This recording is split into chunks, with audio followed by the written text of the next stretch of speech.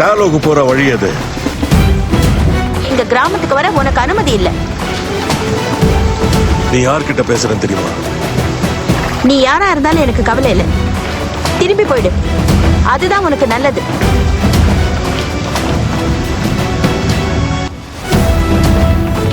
உன்கிட்ட இன்னும் எதிர்பார்க்கிறேன்.